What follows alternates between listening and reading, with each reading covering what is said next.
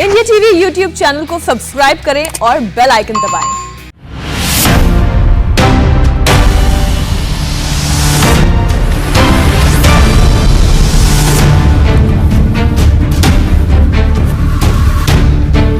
नमस्कार, आप देख रहे हैं इंडिया टीवी। आपके साथ मैं हूं मीनाक्षी जोशी और अब वक्त है इलेक्शन शो। अब की बार किसकी सरकार का।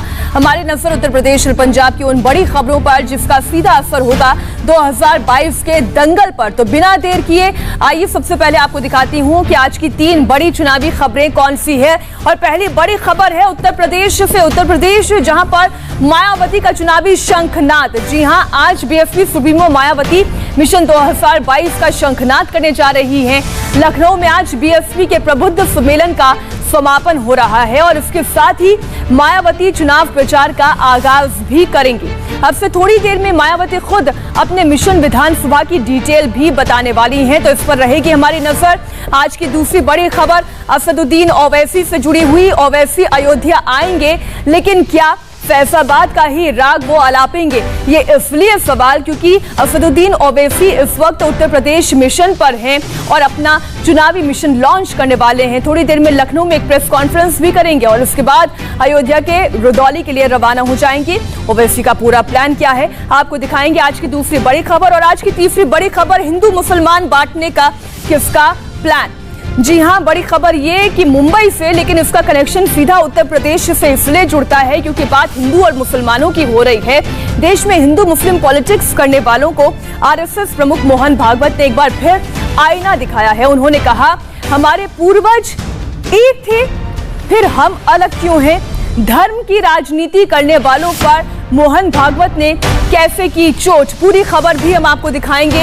ये तस्वीर भी इस वक्त आप देख रहे हैं। बड़ी संख्या में सम्मेलन में लोग भी शामिल हुए हैं, लेकिन अभी जो तस्वीर आप देख रहे हैं ये बहुजन समाज पार्टी के चुनावी शंखनाद की।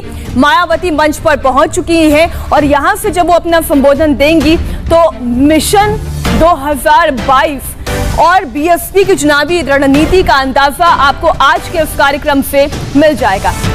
तो मायावती इस वक्त आपको मंच पर दिखाई दे रही हैं। आगे पत्रकारों का हुजूम भी है। उत्तर प्रदेश की सियासत के लिए आज का दिन बहुत महत्वपूर्ण है क्योंकि लखनऊ में आज बीएसपी अपना प्रबुद्ध सम्मेलन कर रही है।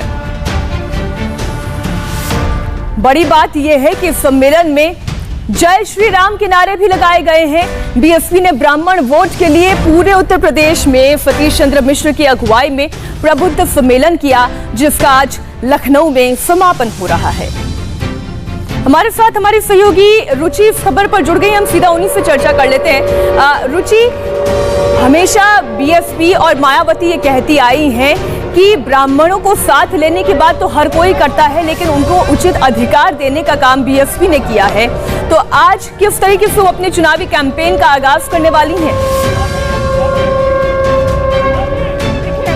ब्राह्मण वोटों को रिझाने के लिए बीएसपी ये बता रही है कि जब 2007 में मायावती की बहुमत की सरकार थी तो उन्होंने 15 ब्राह्मणों को मंत्री बनाया, 35 को मंत्रियों का दर्जा दिया, डीजीपी यूपी के ब्राह्मण बनाए, विधानसभा अध्यक्ष ब्राह्मण बनाए, 6 ब्राह्मणों को राज्यसभा में भेजा। तो इस तरह से सम्मान किया और बीजेपी पे ये आरोप लगा रही है कि बीजेपी ब्राह्मणों का इस्तेमाल गुलदस्ते की क्योंकि जब आप बोल रही हैं और ये सारी जानकारी दे रही हैं तो शंखनाद की गूंज भी उस कार्यक्रम से सुनाई दे रही है। इसका अर्थ क्या निकाला जाए?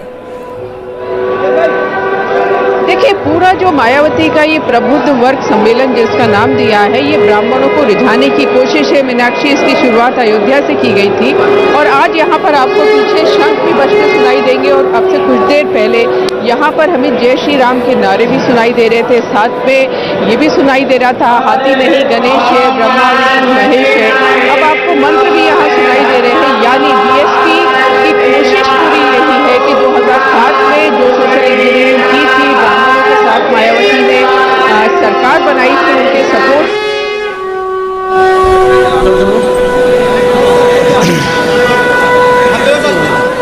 हरे ओम स्वस्ति न इंद्रो वृद्धश्रवा स्वस्ति नः पूषा विश्ववेदाः स्वस्ति नस्तार्क्ष्यो वरिष्ठनेमिः स्वस्ति न बृहस्पतिर्दधातु। तो ये दिलचस्प तस्वीर इस वक्त आप देख रहे हैं। लखनऊ से, जहां पर बीएसपी का प्रबुद्ध सम्मेलन आज लखनऊ में इस बड़े कार्यक्रम के साथ खत्म होगा। लेकिन ये चुनावी शंखनाद आप इसलिए समझिए क्योंकि स्वास्थ्य वाचन के साथ इस कार्यक्रम की अगर शुरुआत हो रही है तो सीधा सीधा केंद्र और टारगेट मायावती का ब्राह्मण ही है। हम रुचि से और इस पर जानकारी लेते हैं। देखिए रुचि, वैसे तो ब्राह्मणों की आबादी 12% ही है राज्य में, लेकिन उसके बावजूद एक बड़े ड्राइविंग फोर्स की तरह ब्राह्मण काम करते हैं। केवल मायावती के लिए ही नहीं, बाकी दलों के लिए भी ब्राह्मण वोट बैंक कितना जरूरी है वो आज की इन तस्वीरों से समझ में आता है। जी हाँ, बिल्कुल। देखिए, यूपी में कहा जाता है कि आबादी से भले ब्राह्मण कम हो, 12% आबादी हो, ओबीसी यहाँ पर 40 से 45% है, दलित 22 से 30% है, मुस्लिम 19% है, लेकिन ब्राह्मण एक तरह का माहौल बनाने का काम करता है। वो ये तय करता है कि प्रदेश में किसकी सरकार बनेगी। इसके लिए आप देखेंगे कि 2007 में ब्राह्मणों के साथ 2012 आया तो अखिलेश यादव के साथ ब्राह्मण हो गए, अखिलेश यादव की सरकार बन गई और 2017 में हमने देखा कि ब्राह्मण बाकी जातियों के साथ बीजेपी में चले गए तो बीजेपी की सरकार बन गई। लीजिए एक और बड़ी तस्वीर, ये एक और बड़ी तस्वीर आप मंच से देख रहे हैं। दर्शकों को मैं बता दूं, हर हर महादेव का उद्घोष है, तो साथ ही मायावती हर हर महादेव हाथ में उन्होंने त्रिशूल लिया था। जय शिव शंभू। हाथों में त्रिशूल, हाथ में शंख, हर हर महादेव का उद्घोष, स्वस्ति वाचन, स्वस्ति पाठ।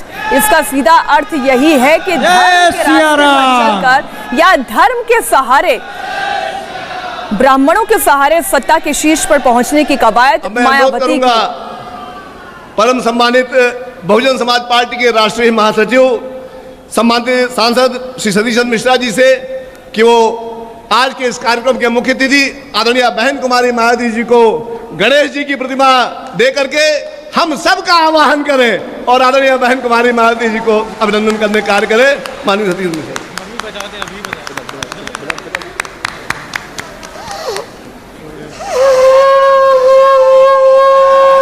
हाथी नहीं, गणेश है, ब्रह्मा विष्णु महेश है और आप जानते हैं बीएसपी का चुनाव चिन्ह हाथी है।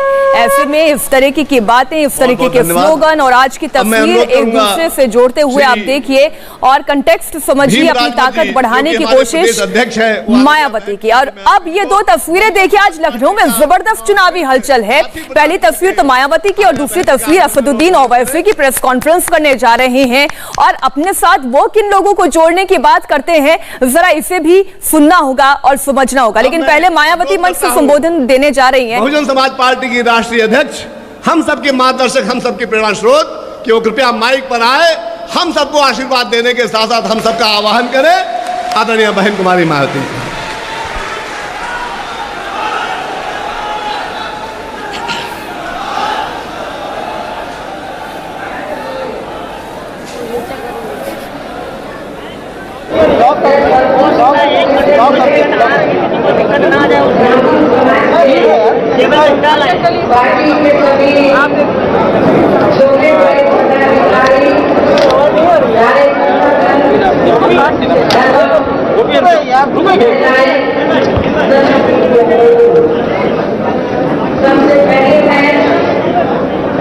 में से विशेषकर ब्राह्मण समाज के पार्टी के सभी छोटे बड़े पदाधिकारी, कार्यकर्तागण एवं महिलाएं तथा मीडिया बंधुओं, सबसे पहले मैं बीएसपी के राष्ट्रीय महासचिव व राज्यसभा सांसद श्री सतीश चंद्र मिश्र एवं उनकी पूरी टीम का तथा साथ ही प्रबुद्ध वर्ग में से खासकर ब्राह्मण समाज के पार्टी के छोटे बड़े पदाधिकारियों का तथा पार्टी संगठन के भी सभी मुख्य सेक्टर प्रभारियों एवं जिला अध्यक्षों आदि का भी हार्दिक दिल से आभार प्रकट करती हूँ, जिन्होंने आपसी तालमेल व सूझबूझ के साथ बीजेपी व इनकी सरकार की हर चुनौती एवं हथकंडों आदि का मुकाबला करके यहाँ पहले चरण के तहत प्रबुद्ध समाज के किए गए अपने सभी जिला स्तरीय कार्यक्रमों को जबरदस्त कामयाब बनाया है।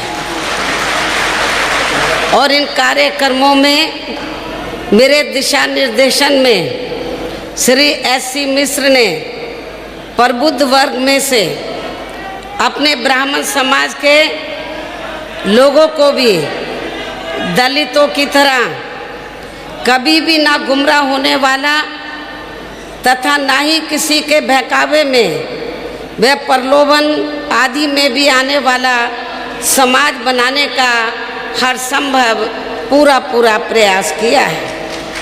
और यदि वास्तव में ऐसा संभव हो जाता है तो फिर हमारी पार्टी को यहाँ आगामी विधानसभा चुनाव में सन 2007 की तरह अपनी पूर्ण बहुमत की सरकार बनाने से कोई भी ताकत रोक नहीं सकती है।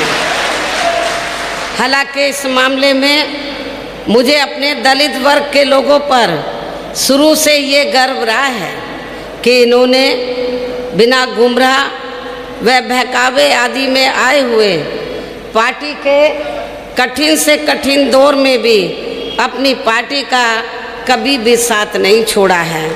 अर्थात ये लोग एक मजबूत चट्टान की तरह हमेशा अपनी पार्टी के साथ खड़े रहे हैं। साथ ही मैं यहाँ ये भी उम्मीद करती हूँ कि बीएसपी से जुड़े अन्य सभी वर्गों के लोग भी इनकी तरह अब आगे कभी भी गुमराह नहीं होंगे तथा ना ही किसी के बहकावे में व ना ही किसी के प्रलोभन आदि में भी आएंगे। जबकि इनको ये मालूम होना चाहिए कि पिछले कुछ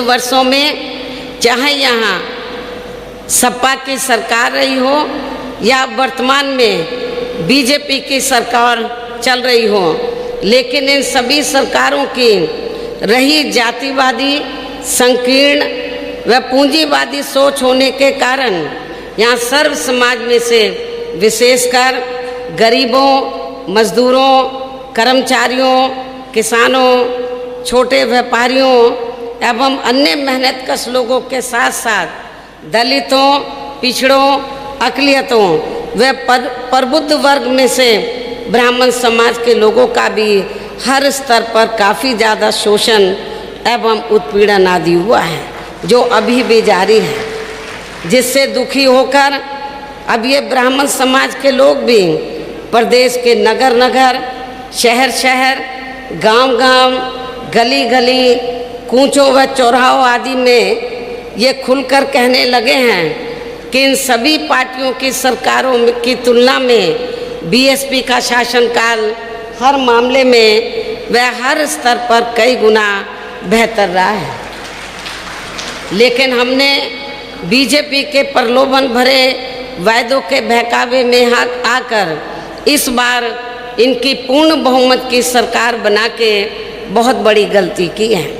जबकि बीएसपी की रही सरकार ने ब्राह्मण समाज के लोगों की अपनी सुरक्षा, सम्मान व तरक्की आदि के मामले में हर स्तर पर अनेकों ऐतिहासिक कार्य किए हैं। साथ ही इन पर कोई भी जुल्म जाति आदि नहीं होने दी है तथा इनकी रोटी रोजी का भी पूरा ध्यान रखा है। इसके साथ साथ हमने अपनी पार्टी संगठन में व चुनाव में टिकट देने तथा सरकार बनने पर मंत्री आदि बनाने के मामले में भी इनको उचित प्रतिनिधित्व दिया है।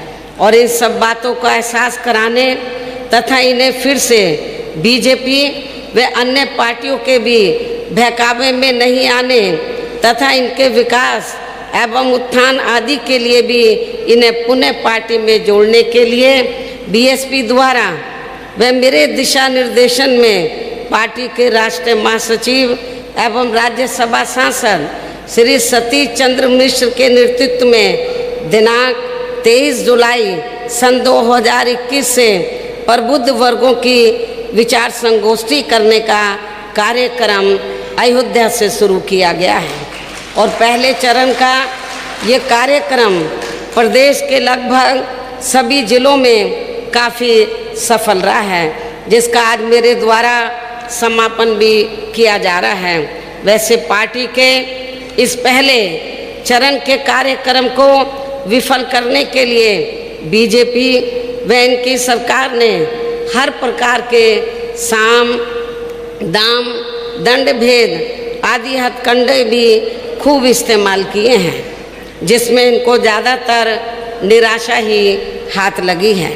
साथ ही यहाँ मैं ये भी कहना चाहती हूँ कि श्री एससी मिश्र ने पूरे प्रदेश में अपने हर कार्यक्रम के दौरान पार्टी की सरकार बनने पर विशेषकर ब्राह्मण समाज के हित एवं कल्याण को लेकर जो कुछ भी कहा है तो उस पर आप लोगों को ज़रूर विश्वास करना चाहिए। और आज मैं खुद भी प्रबुद्ध वर्ग में से ब्राह्मण समाज के लोगों को भी ये वायदा करती हूँ कि यूपी में इस बार बीएसपी की सरकार बनने पर अन्य सभी समाज के लोगों के साथ साथ ब्राह्मण समाज की भी सुरक्षा, सम्मान व तरक्की आदि का सन 2007 में बीएसपी की पूर्ण बहुमत की रही सरकार की तरह ही इनका पुनः पूरा ध्यान रखा जाएगा तथा इनको किसी भी मामले में निराश नहीं होने दिया जाएगा। इतना ही नहीं बल्कि इनके साथ व अन्य समाज के लोगों के साथ भी संकीर्ण मानसिकता व जातिगत एवं राजनीतिक द्वेष की भावना से जो भी गलत कार्रवाई की गई है तो फिर बीएसपी की सरकार बनने पर उन सभी मामलों की उच्च स्तरीय जांच कराई जाएगी। जांच में दोषी पाए गए अधिकारियों के विरुद्ध सख्त कार्रवाई की जाएगी तथा पीड़ितों को न्याय व उनके आर्थिक हुए नुकसान की भी भरपाई की जाएगी, जिसके लिए अब इन लोगों को भी यहाँ आगामी विधानसभा चुनाव में सन 2007 की तरह ही बीएसपी से पुनः हर स्तर पर पूरी ईमानदारी व निष्ठा से खुलकर जुड़ना होगा। और इसके लिए श्री एससी मिश्र ने भी पार्टी के हर कार्यक्रम में विशेषकर अपने ब्राह्मण समाज को बीएसपी से जोड़ने का हर संभव पूरा प्रयास किया है, जिसमें हमें काफ़ी हद तक सफलता भी मिलती दिखाई दे रही है। और अब दूसरे चरण के तहत पार्टी के मंडल व विधानसभा स्तर पर बनाए गए सभी पदाधिकारियों को शहरों व गांवों आदि में जाकर अपने ब्राह्मण समाज को युद्ध स्तर पर बीएसपी में जोड़ना है, अर्थात अब इन्हें भी हर स्तर पर पार्टी को सहयोग देकर फिर से यहाँ सन 2007 की तरह ही बीएसपी की पूर्ण बहुमत की सरकार बनाना है। इसके साथ ही अब इनको दूसरे चरण के तहत प्रत्येक विधानसभा के शहरों, कस्बों व गांवों आदि में जाकर पहले अपने विशेषकर ब्राह्मण समाज के कम से कम 1000 सक्रिय कार्यकर्ता तैयार करना है प्रत्येक विधानसभा में तथा इन्हें बीएसपी का सदस्य भी ज़रूर बनाना है। साथ ही इनकी सूची भी तैयार करनी है और सबसे पहले इनको रिजर्व सीटों पर ये कार्य करना है। उसके बाद फिर इनको सामान्य सीटों में भी ये कार्य करना है, जिनका फिर बंद जगह पर श्री एससी मिश्र व ब्राह्मण समाज के अन्य वरिष्ठ पदाधिकारियों द्वारा भी कैडर कैंप लिया जाएगा ताकि फिर वे अपनी विधानसभा में विशेषकर अपने ब्राह्मण समाज को बीएसपी से सही से जोड़ सके। इसके साथ साथ पहले चरण के तहत शहरों में प्रबुद्ध वर्ग की महिलाओं को भी तैयार किया जाएगा, जिनकी जिम्मेवारी हमने श्री एससी मिश्र की पत्नी श्रीमती कल्पना मिश्रा की पूरी टीम को सौंप दी है। इसी प्रकार पूरे प्रदेश में पहले चरण के तहत खासकर रिजर्व सीटों को तैयार कर रहे पदाधिकारियों को भी ओबीसी व मुस्लिम समाज एवं क्षत्रिय समाज के लोगों को भी पूरे जी जान से उन्हें जोड़ने में लग जाना है, क्योंकि अब चुनाव का समय बहुत कम रह गया है। और अब मैं इस मौके पर मीडिया बंधुओं को भी अपनी पार्टी के संबंध में ये भी कहना जरूरी समझती हूँ कि बीएसपी सर्वजन हिताय व सर्वजन सुखाय की सोच व सिद्धांतों पर चलने वाली देश की अकेली एक ऐसी पार्टी है जिसकी कथनी व करनी में कभी भी कोई अंतर नहीं होता है, क्योंकि बीएसपी जो कहती है तो उस पर अपनी पूरी ईमानदारी व निष्ठा से अमल भी करती है। यही बीएसपी की खास राजनीतिक पहचान भी है। और इसी आधार पर यहाँ उत्तर प्रदेश में हमने अपनी 4 बार रही सरकार भी 4 बार बनी सरकार भी चला कर दिखाई है। और इस दौरान हमने सभी जाति व धर्म के लोगों की सुरक्षा, सम्मान एवं तरक्की आदि पर पूरा ध्यान दिया है। इतना ही नहीं बल्कि हमारी पार्टी ने दूसरी पार्टियों की तरह ना तो कभी हवाई बातें की हैं तथा ना ही चुनाव के समय में किस्म किस्म के प्रलोभन भरे आश्वासन आदि देकर जनता को छलने का भी प्रयास किया है।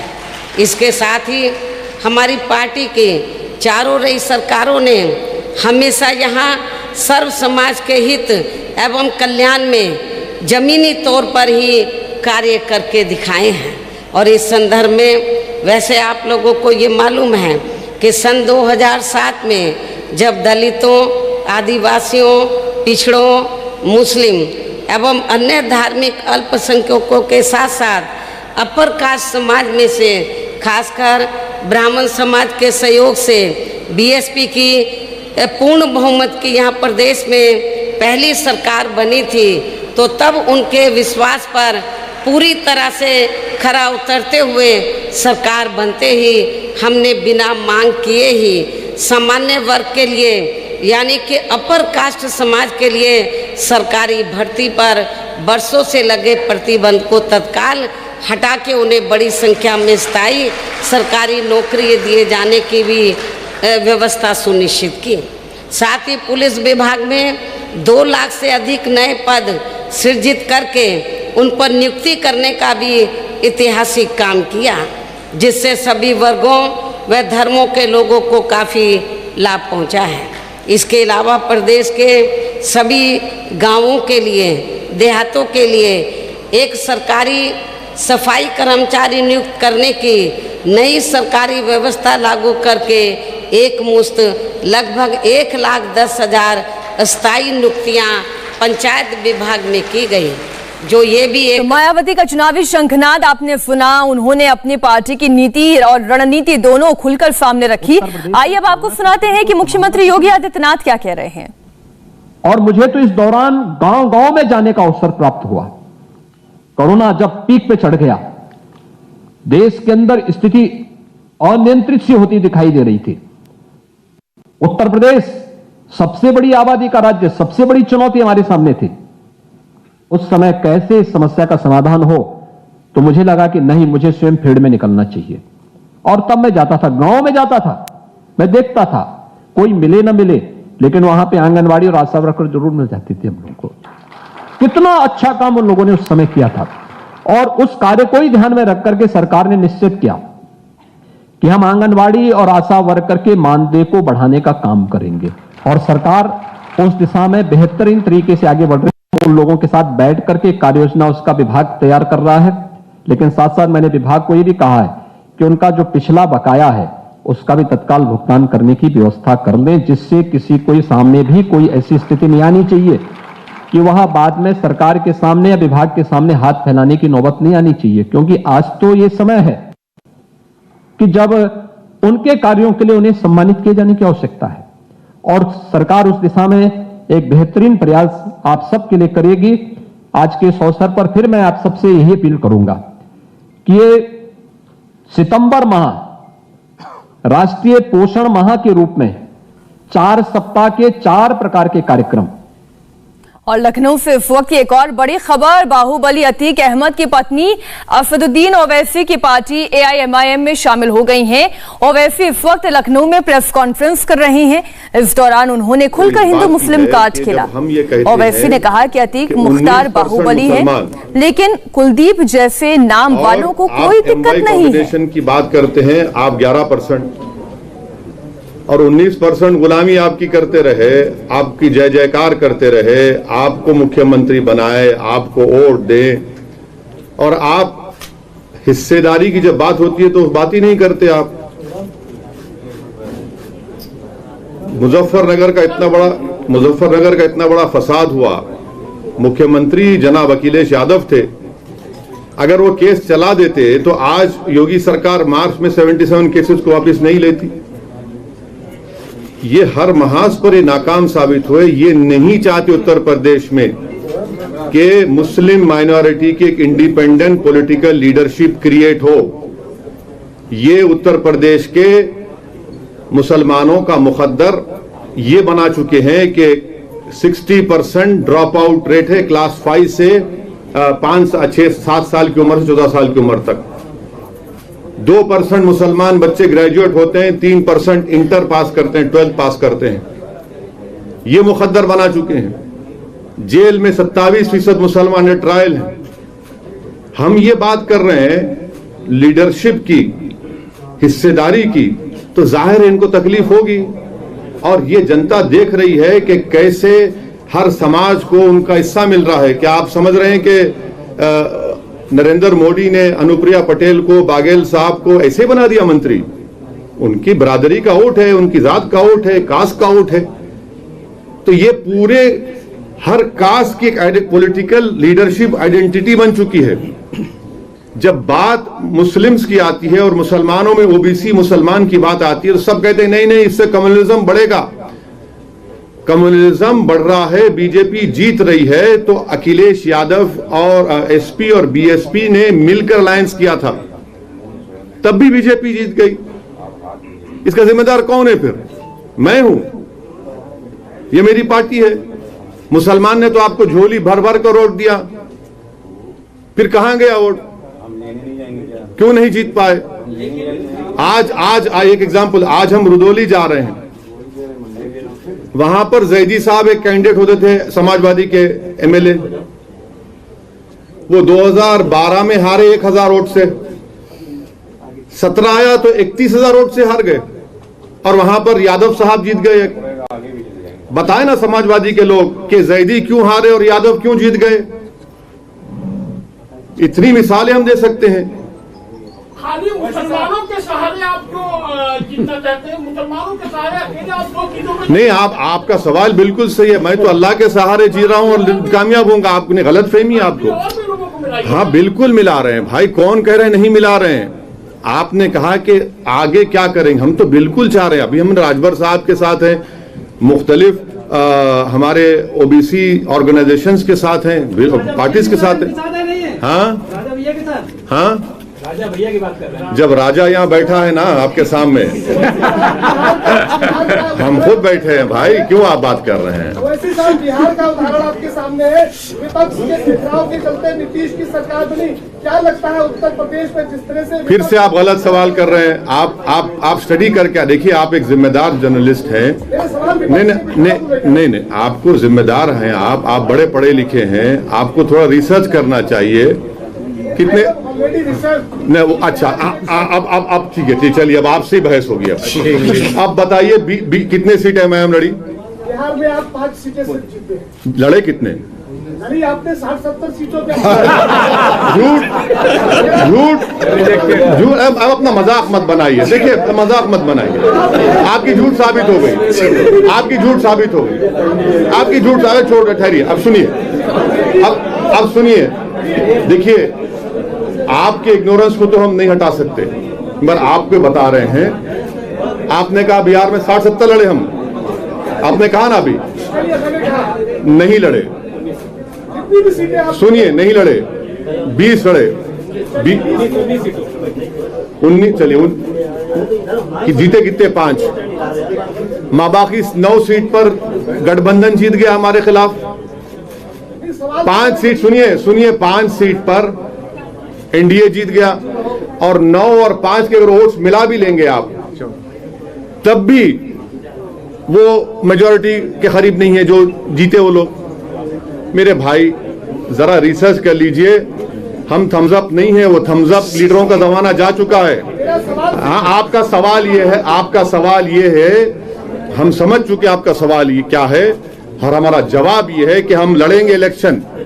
हम किसी के गुलाम नहीं है, जर खरीद गुलाम नहीं है कि उनको जिताएंगे। हम बहुत 60 साल से सबको जिता रहे, हम जीतेंगे इंशाल्लाह। उत्तर प्रदेश का मुसलमान जीतेगा।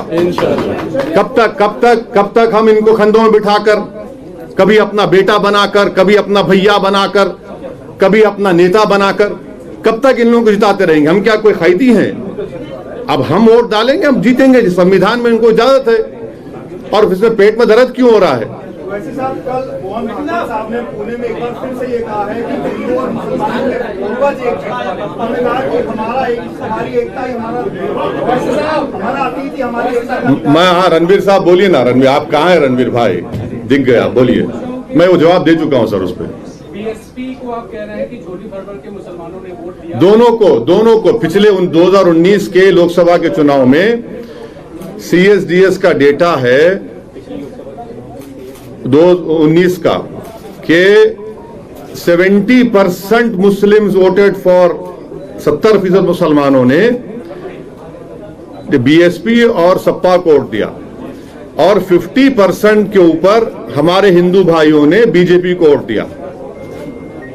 ये मैंने कहा है। मैं यही कह रहा हूं कि अभी मायावती जी का कार्यक्रम चल रहा है और वहां शंख बज रहे हैं, वैदिक मंत्र पढ़े जा रहे हैं, तो मुसलमान आखिर क्यों आपको वोट करें? क्या सोच रहे वहां जय श्री राम के नारे भी आज लगे हैं। हाँ, नहीं, देखिए, वो उनके पार्टी का प्रोग्राम, वो जो करते कर लें।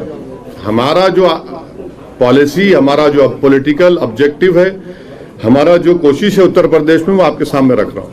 यूपी के इलेक्शन में तालिबान भी एक मुद्दा होगा, आपका क्या सोचना है? क्या होगा? तालिबान है वो यूपी कौन बना रहा है? मैं आपको बताऊं, ऐसे नाम लेने से क्या मतलब है? किसी पार्टी का नाम मैं नहीं ले रहा हूं। अरे आप क्यों डर रहे हैं? हाँ, का भी एक विवादित बयान आया था।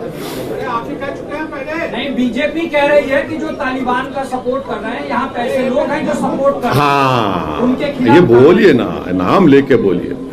तो सुनिए, हाँ सुनिए, हकीकत ये है कि भारत के टैक्स पेयरों के पैसे 35,000 करोड़ रुपए हमने अफगानिस्तान में लगाए, जिसमें वाजपेयी सरकार भी सत्ता में थी, मनमोहन सिंह की सरकार और मोदी सरकार की 6.5-7 साल।